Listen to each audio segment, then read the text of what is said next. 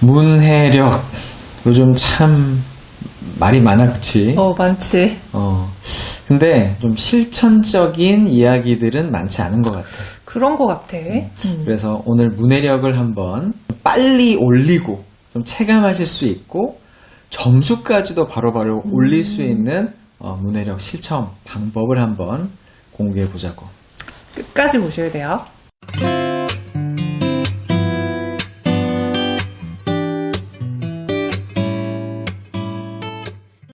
바로 질문을 이해하지 못하는 아이들.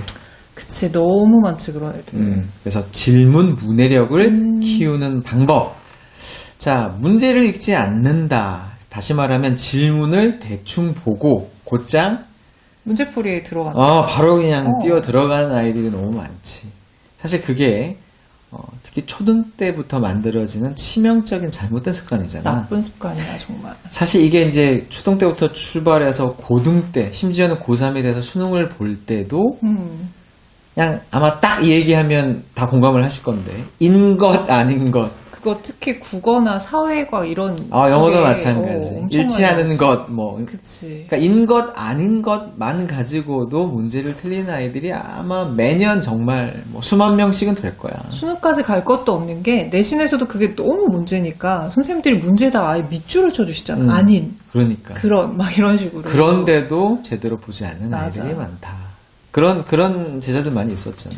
엄청 많지. 수학 같은 경우에는 특히 문제가 점점 길어지고 있잖아. 근데 문제가 길어지면 앞부분하고 뒷부분의 내용들을 아이들이 제대로 이해를 못하는 경우들이 많은데 보통 수학 문제들은 마지막에 정말 물어보는 것에 대한 그 구체적인 얘기가 나오는 경우가 많거든. 근데 잘 읽어야 된다. 이런 얘기가 있다 보니까 위에까지 읽다가 중간에 지쳐버리는 거야. 헷갈리기 시작하는 거지. 게다가 수학은 문제에 숫자 같은 것들도 너무 많이 나오다 보니까 영어도 그렇지 않아? 숫자 같은 것들 조합해서 그냥 문제를 풀어버리는 거야. 영어는 단어 조합해서 문제 풀었던 그런 애들 엄청 많을 텐데. 그렇지. 인 것 아닌 것은 셀 수도 없이 많고 예를 들어서 남자가 할 일 중에 적절한 것을 골라라. 근데 여자가 할 일을 고른다던가. 그런 얘기하니까 정말 기억나네. 우리도 영희 철수가 뭐 이렇게 돌고 있는데 그 안에서 영희의 거리를 구해라 뭐 이런 식인데 철수 구하고.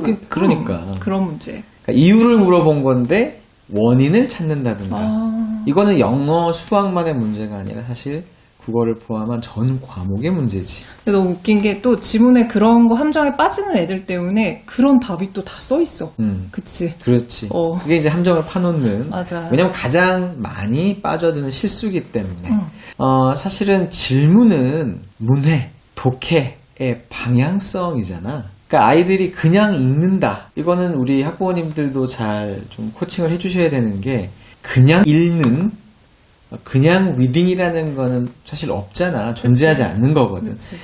무엇이든 읽는다라는 것은 목적이 분명해야 되고 그래야지만이 잘 읽을 수 있는 거잖아. 자, 예를 들어서 일치하는 것을 고르는 문제 또는 주제를 찾는 그런 문제.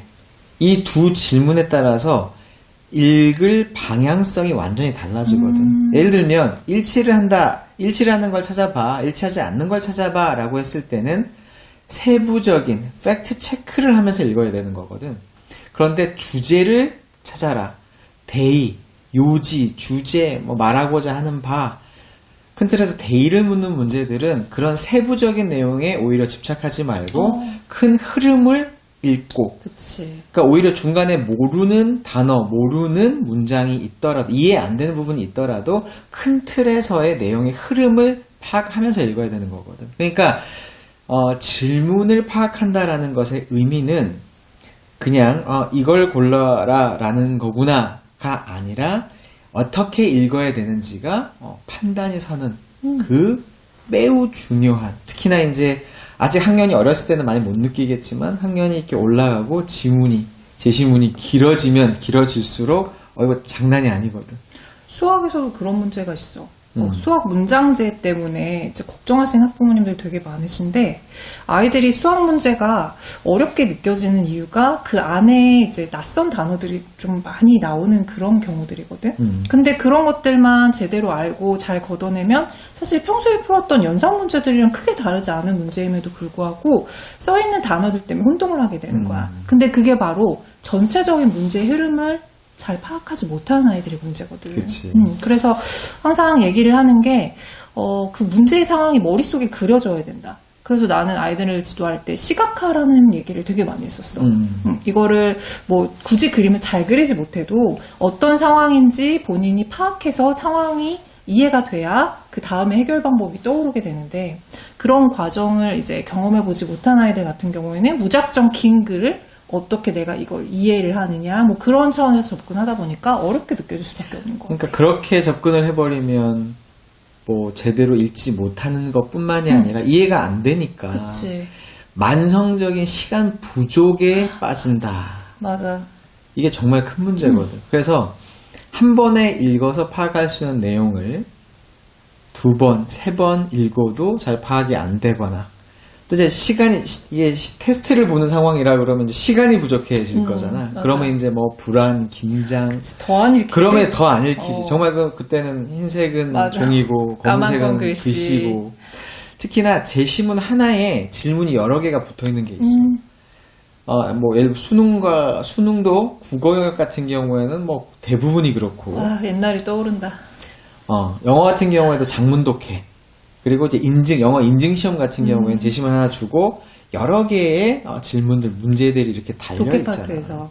그러니까 그러면 이제 내가 이 긴 제시문을 읽을 때 그냥 읽는 게 아니라 내가 이 글을 통해서 어떤 걸 주안점으로, 어떤 거를 초점을 둬서 좀 가려 읽어야 되는지가 바로 질문에서 나오고, 그러니까 항상 질문을 먼저 보고, 하나짜리는 심플하지만 여러 개가 붙어있는 경우에는 항상 내가 어떤 것들을, 어떤 키워드를 가지고 읽어야 되겠구나라는 거를 파악해야 된다는 거죠. 그게 아니면 시간 부족은 무조건 생길 수밖에 없고 틀릴 수밖에 없는 거예요. 생각해보니까 예전에 나도 대학 다니고 이럴 때 토익이나 토플 그런 이제 1등 강사들 보면 그렇게 문제를 풀라라고 많이 설명을 했었던 것 같아. 근데 그 당시에는 그게 정말 뭔가 특별한 방법이라고 생각했는데 그게 아니라 너무나 당연한 얘기였던 너무 거잖아. 당연한 거지. 자, 그러면 어떻게 하면 아이들이 이 문제, 즉 질문을 제대로 제대로 독해해서 이해할 수 있는 방법은 무엇일까? 수학은 어떤 것 같아? 수학은 아까도 얘기를 했지만 문제 안에 여러 가지 용어들이 복합적으로 나오는 경우들이 많거든. 나는 그거를 일상적 어휘랑 수학적 어휘라고 표현을 하는데, 뭐 수학적 어휘는 우리가 그냥 쉽게 이해하기로는 수학의 용어들, 예를 들어 뭐 반올림 뭐 이런 표현들 있잖아. 뭐 그런 것들에 대해서 좀 정확하게 알아야 문제를 어떻게 접근해야겠구나라는 것도 보이게 되고, 또 그 문제 안에 들어있는 수학적 용어들을 다 알면 알수록 전체가 좀 명확하게 보이기 시작을 한단 말이야. 그래서 1차적으로는 우리 아이들이 긴 문제를 읽을 때 모르는 어휘가 없어야 돼. 그게 일상적인 어휘든 수학적인 그렇지. 어휘든 그게 가장 중요하고, 두 번째는 아까 말한 것처럼 그림을 그리든 도표를 그리든 문제의 상황이 내 머릿속에 정리가 돼야 그 다음 단계로 나아갈 수가 있어. 이게 너무 웃긴 게 수학은 문제를 해결하기 위한 과정을 배우는 과목이거든. 그래서 어떻게 보면은 수학의 문해력이라는 거는 문제를 잘 풀기 위한 연습을 해야 되는 게 맞아. 그래서 좀 전에 얘기했던 것처럼 어휘를 공부하는 거, 그리고 문제 전체 상황을 머릿속에 그려보는 거, 이런 과정을 꾸준하게 연습한 아이들이 아무래도 수학에서의 문해력을 제대로 발휘할 수 있겠지. 뭐 수학뿐만이 아니라 모든 과목에 해당이 될 수 있는 거. 사실 질문 읽기 교육이 필요하다고 나는 생각해. 그치. 너무 많이 우리가 아이들을 지도하면서 너무 많이 봐왔던 거. 딱 문제가 주어지면 그냥 달려들어. 특히 수학은 그냥 따라와. 풀어. 누가 따라와. 하지 말라. 스탑. 하지 마. 천천히 읽어보고 해 라고 해도. 심지어 나도 아이들 영어를 푼다고 했을 때 딱 바로 나오면 잠깐. 뭘 물어봤어? 항상 아니 지금 너 읽기 시작을 했는데 뭘 물어봤냐고. 읽고 봐도 되는 거 아니에요? 아니다. 맞아. 질문에 따라서 네가 이걸 어떻게 리딩을 할 것인가가 달라지기 때문에 정말 많이 봐왔던 모습들이죠. 나 또 떠오른 거 하나 있어. 수학은 유형 문제 연습도 많이 하기 때문에 사실 내가 풀었던 문제랑 비슷한 문제가 시험 문제에 나오는 경우들이 있기는 해. 그래서 아이들이 진짜 앞에 몇 줄만 읽고 그 내가 풀었던 거구나 이러고 달려드는 맞아. 거야. 많지. 근데 마지막에 보면 아닌 문제들이 있는 거지. 맞아. 그러면 그때 아이들이 또 당황을 하거나 모르고 지나가는 경우들도 많고 오답으로. 그래서 정말 잘못된 습관이야. 그러니까 뭐 모든 과목을 통틀어서 질문, 그러니까 문제를 제대로 읽는 그런 교육이 필요하다. 자, 그럼 어떻게 교육을 해야 되는가? 그러니까 일단은 쉼표. 그러니까 사실은 문제가 더 중요한 건데 아이들은 슥 보고 그냥 제시문이나 문제 상황으로 달려가잖아. 그러니까 맞아. 무조건 쉼표. 자, 스탑. 자, 맞아. 문제풀이의 시작은 질문을 읽는 거. 그리고 쉼표. 그러니까 읽고 바로 가는 게 아니라 읽고 일단 스탑. 생각해야지. 이 습관. 그치. 이거 습관이니까. 그게 시간 낭비라고 생각할지 모르지만 더 빨리 가는 게 훨씬 있잖아. 빠른 거지. 그리고 이게 초등 때, 초중등 때 습관이 들어야 고등학교 때도 맞아. 그런 애들 많잖아. 나 제주도 중에서도 결국에는 서울대 간 놈이지만 그 습관 때문에 항상 모의고사에서 맞다. 틀리고 기억난다. 실수하고 장난 아니야. 해도 너 너무한다라고 내가 맞아, 얘기했을 맞아. 정도로 나한테 얘기 많이 했었어. 너무 답답하니까 실수를 너무 많이 하니까. 자, 대부분 실수가 문제부터 빨리 막 서두르는 것부터가 시작이 된다. 그래서 쉼표, 스탑. 자, 그 다음 두 번째 스텝은 뭐냐면 써보는 거. 연습. 이거는 사실 시험장에서는 할 수는 없지만 평상시 학습을 할 때는 항상 써보는 연습. 그러니까 기본적으로 특히나 이제 제시문이 긴 국어나 영어나 뭐 사회나 이런 과목과 관련해서 일단 오케이 내가 어떻게 읽을지를 한번 써보는 거지. 아까 얘기를 한 것처럼 좀 디테일한 걸 물어보느냐.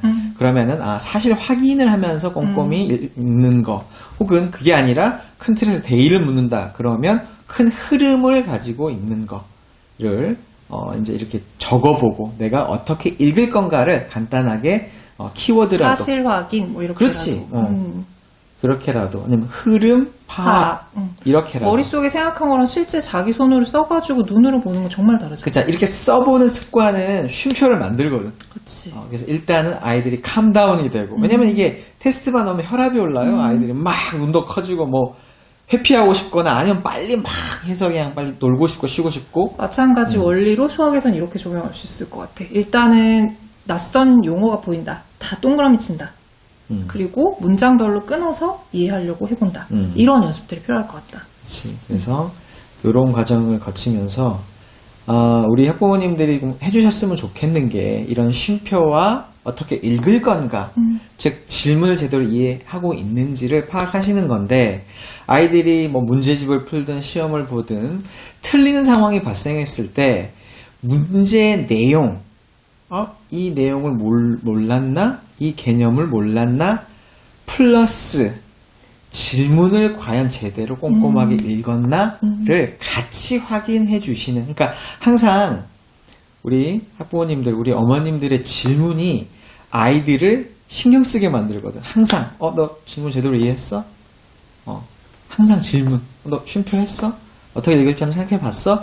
오히려 맞고 틀리고 보다 훨씬 더 중요한 게 아이가 질문을 제대로 이해했는지를 자주 물어보시면 아이들은 약간 그게 한 번, 두 번 올 해야 되는 때는 거구나. 그치 무시가 되지만 이제 습관적으로 엄마가 더 이상 물어보지 않아도 중요한 시험을 딱 볼 때 보고 탁 그러면 최소한 인 것 아닌 것 가지고 틀릴 일도 없고 그치 그리고 문제를 바라보는 관점 자체가 되게 분석적이 되거든. 맞아. 실수도 줄어들고 맞아, 내가 맞아. 아는 것들을 훨씬 더 많이 끄집어낼 수 있는 그런 역량을 난 키워줄 수 있다. 그래서 오히려 정말 우리가 문해력, 독해력 뭐 얘기를 하지만 너무 그냥 큰 틀에서만 얘기를 하잖아. 그래서 오늘은 정말 당장 실천해 볼 수 있고 정말 당장 성적이 또 오를 수도 있어. 맞아. 문제만 제대로 읽어도 성적이 질문 올라. 문해력에 대한 이야기를 한번 해봤고 사실 우리가 책을 쓰고 있잖아. 그치. 우리가 쓰고 있는 책의 내용에 일부. 그냥 문해력이 아니라 정말 국어뿐만이 아니라 영어와 수학까지도 이렇게 접목이 될 수 있는 우리 그 책의 내용의 아주 일부를 지금 말씀을 드렸는데 책을 빨리 마무리를 해야 되는데 마무리해야지. 책을 쓴다 하고 정말 시간이 좀 오래 걸리고 있어. 해서 좀 기다리시는 분들도 많이 계실 테지만 조금만 더 기다려주세요. 또 이렇게 또 찾아뵐 수 있을 것 같고 아무튼 오늘 영상을 계기로 한번 우리 아이들의 질문 문해력 이걸 조금 더 확장을 하면 말귀를 잘 알아듣는 우리 아이로 키우는 거와도 연관이 크니까 아이들이 이런 문제 상황뿐만이 아니라 대화를 할 때 또 책을 읽을 때 또 한번 이런 질문을 제대로 이해하는지 그런 질문을 우리 학부모님들이 해주시면서 아이의 문해력을 급속 성장시키는 그런 계기가 되었으면 좋겠어. 문해력은 습관이야. 자, 오늘 부부의 교육 시선 여기서 끝.